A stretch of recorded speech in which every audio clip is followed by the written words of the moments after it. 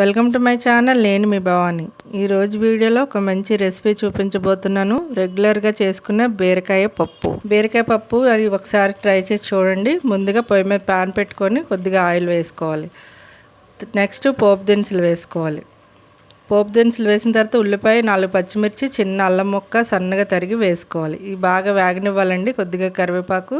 ఇప్పుడు వేగిన తర్వాత ఒక మీడియం సైజు టమాటో వేసుకోవాలి. ఇప్పుడు టమాటా వేసిన తర్వాత 250 గ్రాముల కందిపప్పు వేసుకోవాలి. ఈ పప్పు కొద్దిగా వేగనివ్వండి. వేగిన తర్వాత 1/2 కేజీ బీరకాయలు నేను సన్నగా తరిగి వేసేస్తాను అనమాట.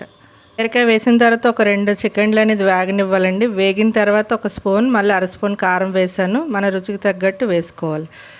కారం వేసిన తర్వాత కలిపేసుకోవాలి. ఇప్పుడు 2 కప్పులు వాటర్ వేసుకోవాలి. ఇదే మీరు కుక్కర్లో చేసుకోవాలనుకోండి, ఒక విజిల్ అయితే సరిపోతుందండి. మెత్తగా ఉడికిపోతుంది అనమాట. మా ఇంట్లో కుక్కర్లో పెడితే ఇష్టపడరు. అందువల్ల నేను బయట నీళ్ళ కళ్ళాయిలోనే ఎప్పుడు వంట చేస్తాను.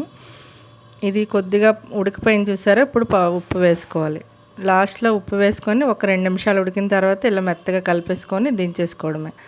అంతేనండి. చూసారా, బీరకాయ పప్పు అనేది పలుకులుగా ఉంది. బీరకాయ కూడా కనిపిస్తుంది కదా. మా ఇంట్లో ఎప్పుడు ఇలానే చేస్తానండి. ఈ వీడియో మీకు నచ్చితే లైక్ చేయండి, షేర్ చేయండి. Thank you for watching.